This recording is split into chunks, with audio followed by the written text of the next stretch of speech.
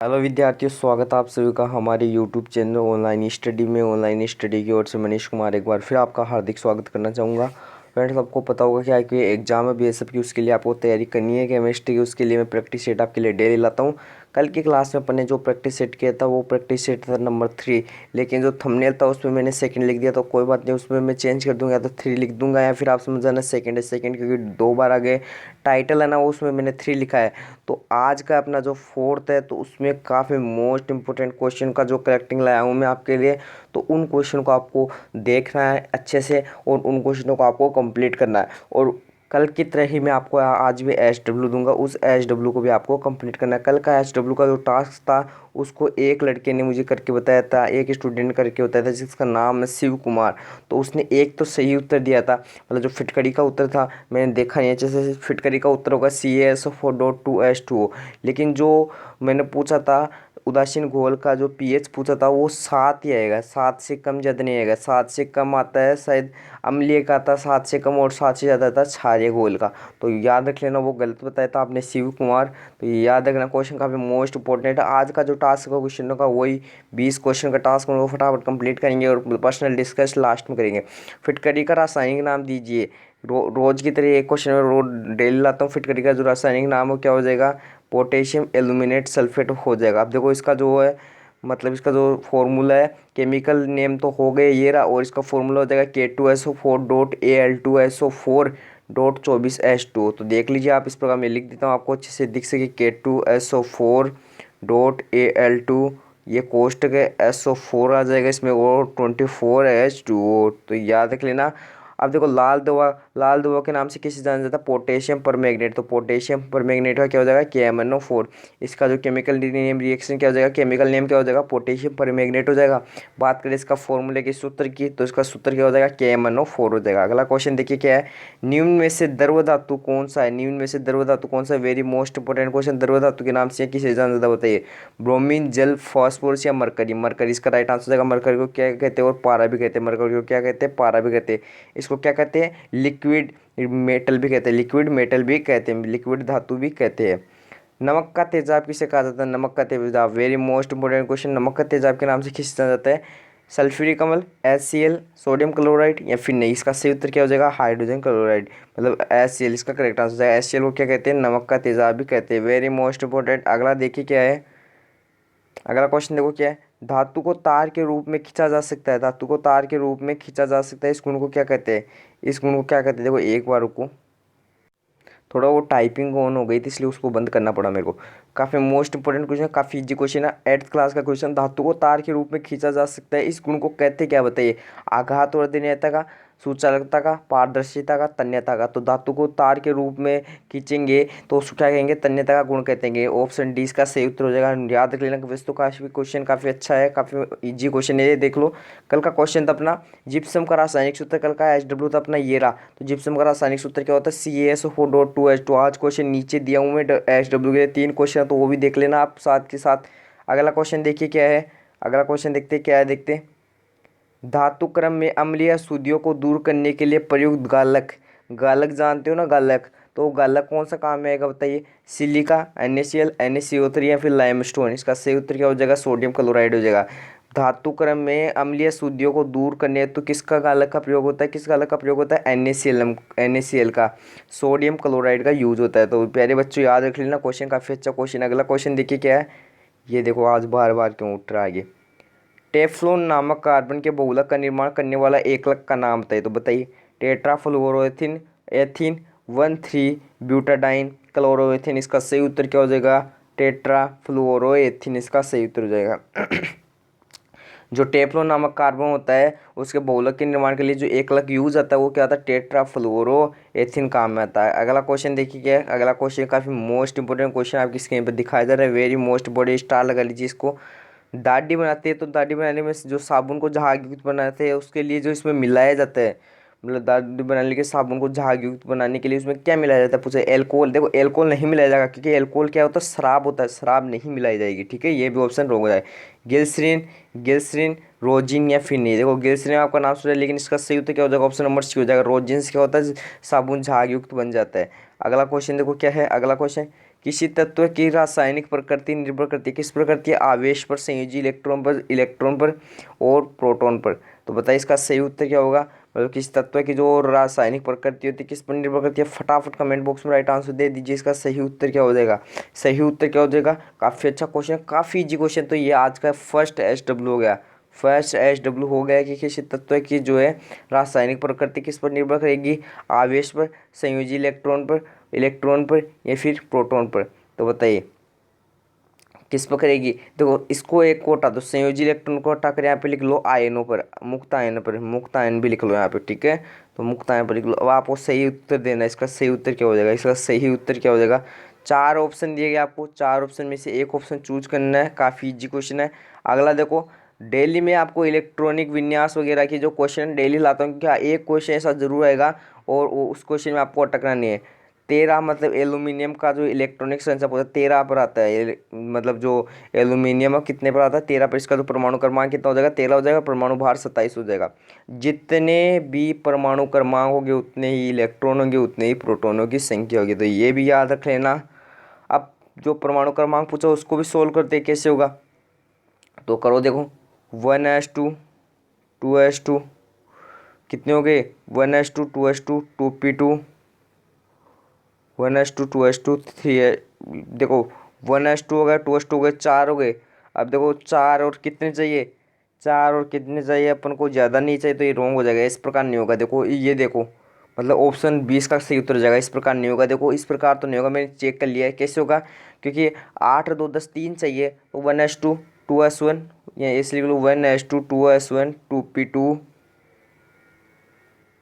3s2 3 2p8 लगभग ऐसा आएगा। लास्ट में कुछ ऐसा आएगा, ऊपर 2 आएगा और नीचे 8 आएगा। तो याद रख लेना, क्वेश्चन काफ़ी मोस्ट है। एल्यूमिनियम का पूछा जाता है कि शायद ऐसे हो जाएगा 1s2 2s2 2p6 वगैरह भी आ सकते हैं। लेकिन इसमें ऑप्शन के हिसाब से देखा जाए तो देखो आप वैसे काउंटिंग कर लीजिए।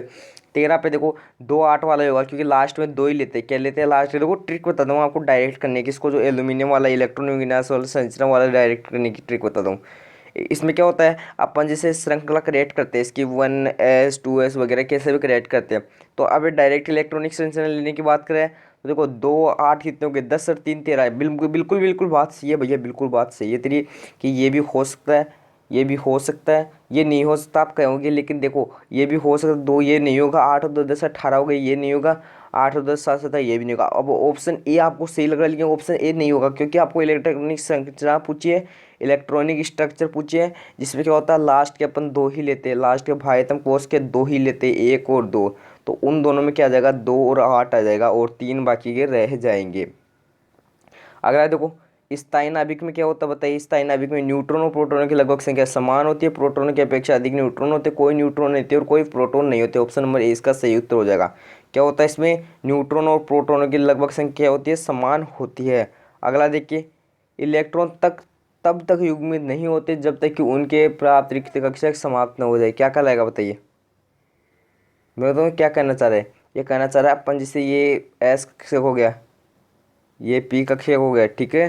तो 2 से समझा देता हूँ आपको, 2 से ही समझा देता हूँ। 2 कक्षक वाले से एस हो गया, ये पी कक्षक होगा। अब ये कह रहा है कि आपने यहाँ पे लिख दिया, चलो ये इस प्रकार भर दिया, इस एस को तो भर दिया, लेकिन यहाँ पे कर दिया ऐसे और फिर यहाँ पे पूरा ऐसे भर दिया, तो ये गलत हो जाएगा। ये किसका नियम है कि इसको कंटिन्यू भरो ऐसे, पहले सिंगल सिंगल आएगा इसमें फिर डबल आएगा। तो ये किसका नियम है? हुंड का नियम है। हुंड क्या कहता है कि इलेक्ट्रॉन तब तक युग्मित नहीं होंगे, मतलब अब तो देखो अब अयुग्मित हो सकते हैं, अब ये युग्मित हो सकते हैं। क्यों? क्योंकि इलेक्ट्रॉन को अपने पहले पूरे क्रमानुसार भराया सभी रिक्त स्थानों में और फिर बाद में अपन ने रीस्टार्ट किया है। तो ये किसका नियम है? हुंड का नियम। हुंड का नियम क्या कहता है? कंटिन्यू पहले भरे जाओ, जो कक्षा को उनको पूरे सिद्धांत के उनके सिद्धांत के अनुसार पूरे कक्षा को भरो, फिर रिवाइज करो, उन कक्षा को रिवाइज करो। पी है तो पी में 3 होते हैं, तो पहले 3 में एक सिंगल सिंगल भरो फिर डबल डबल भरो। इस प्रकार जो है इसके सिद्धांत किसका है? हुंड का सिद्धांत है। अगला देखो, परमाणु बम का आविष्कार करता कौन है? परमाणु बम का आविष्कार किसने किया था बताइए? किसने किया था परमाणु बम का आविष्कार? ओटो हान ने किया था। काफी मोस्ट इंपोर्टेंट क्वेश्चन है, किसने किया था? ओटो हान ने किया था। अगला देखो, नाभिकीय विखंडन के दौरान श्रृंखला अभिक्रिया को नियंत्रित करने के लिए न्यूट्रॉन का अवशोषण करने तो किस प्रयोग मतलब किस तत्व का यूज होता है बताइए? तो किसका होता है? बोरोन का होता है। बताइए भारी जल किसको कहते हैं? D2O को कहते हैं। भारी जल किसको कहते हैं? D2O कहते हैं। इसका यूज किस में आता है? मंदक के रूप में इसका काम आता है। मंदक के रूप में। नाभिक के रिएक्टर वाली रिएक्शन उसमें काम आता है मंदक के रूप में। अगला देखो क्वेश्चन क्या है, परमाणु शक्ति संयंत्र किस सिद्धांत पर काम करता है तो बताइए। परमाणु शक्ति संयंत्र होता है किस सिद्धांत पर काम करता है तो बताइए। रिएक्टर, तापीय दहन, संलयन, विखंडन। तो इसका सही उत्तर एक बार फटाफट कमेंट बॉक्स में राइट आंसर दे दीजिए। विखंडन इसका सही उत्तर हो जाएगा। किस पर काम करता है, परमाणु शक्ति संयंत्र विखंडन पर काम करता है। ऑप्शन नंबर डी इसका करेक्ट आंसर हो जाएगा। अगला देखो क्या है, निम्न में से किसमें विद्युत संयोजक बंध है बताइए। मतलब कह रहा क्या है कि निम्न में से किसमें विद्युत संयोजक बंध है बताइए। किसमें विद्युत संयोजक बंध, सोडियम ब्रोमाइड किसमें, NaBr में है। तो ऑप्शन नंबर डी इसका करेक्ट आंसर। किसमें विद्युत संयोजक बंधन है बताइए, किसमें हो जाएगा, NaBr में हो जाएगा। अगला देखिए, ये रहा कल का क्वेश्चन एक, उदासीन घोल का पीएच का मैंने मान पूछा था, वो क्या हो जाएगा 7 हो जाएगा। 7 से कम किसका होगा, अम्लीय का, और सारे का क्या हो जाएगा 7 से ज़्यादा हो जाएगा। तो 3 क्वेश्चन आपके यहाँ से कंप्लीट हो गए, तीनों को नोट कर लेना। भाई शिव कुमार तूने तो आपने एक क्वेश्चन गलत बताया है। ये क्वेश्चन आपने कम बताया कि लेस देन नहीं होगा, ये इक्वल होगा, 7 ही होगा, ना तो 7 से लेस होगा, मतलब नोट फॉर लेस देन 7 और नोट फॉर लेस मतलब ग्रेटर देन 7 हो जाएगा। मतलब ना तो 7 से ज़्यादा होगा ना 7 से कम होगा, तो क्या होगा पूरा 7 होगा उदासीन घोल का पीएच। अगला देखो क्या हो जाएगा, द्रवित सोडियम क्लोराइड विद्युत धारा का प्रवाह करता है क्योंकि इसमें उपस्थित क्या होती है, मुक्त आयन उपस्थित होती है। मोस्ट इंपोर्टेंट क्वेश्चन याद रख लेना है, जो द्रवित सोडियम क्लोराइड होता है वो विद्युत धारा का प्रवाह इसलिए करता है क्योंकि इसमें क्या उपस्थित है, तो मुक्त आयन उपस्थित रहते हैं। अगला देखो क्वेश्चन क्या है, रेखिक संरचना वाला अणु बताइए। तो देखो अभी संरचना बनाते हैं, इनकी क्रिएट करते हैं। पहले NH3 की बनाओ, तो NH3 की देखो इस प्रकार बन जाएगी NH, ये लो इस प्रकार बना दो, त्रिकोणीय हो गई, ठीक है, ये कंप्लीट हो गया, ये भी नहीं होगा। बात करें NaCl की, तो NaCl की ये लो, नहीं होगा ये भी। अब देखो किसकी बात करें, CO2 की बात करें, तो C कार्बन हो गया और ये लो। तो अब देखो इसकी संरचना क्या हो गई, रेखीय हो जाएगी। इसकी संरचना क्या हो जाएगी, रेखीय हो जाएगी। इसकी संरचना किस प्रकार होगी, रेखीय होगी। तो ऑप्शन नंबर 6 का करेक्ट आंसर होगा जी।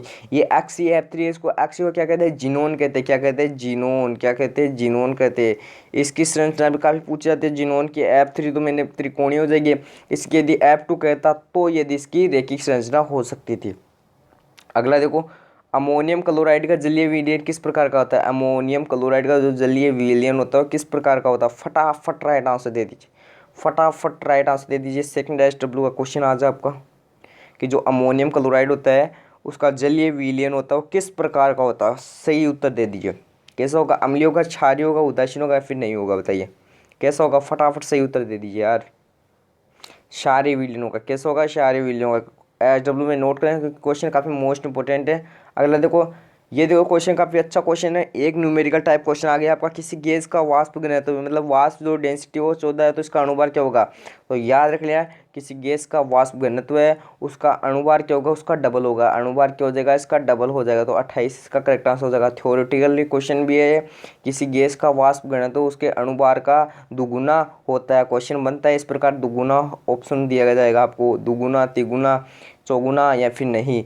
तो स्थिर ताप पर किसी गैस का आयतन करने पर उसका दाब क्या होगा, बढ़ जाता है। किसी स्थिर जो ताप उस पर किसी गैस का आयतन जो है करने पर, मतलब आयतन से उस पर दाब का प्रभाव क्या पड़ता है, बढ़ जाता है। अगला देखो क्वेश्चन, परम ताप पर मान कितना होता है, -273 डिग्री सेल्सियस होता है। तो ये याद रख लेना, इसके आगे नोट कर लेना, डिग्री सेल्सियस।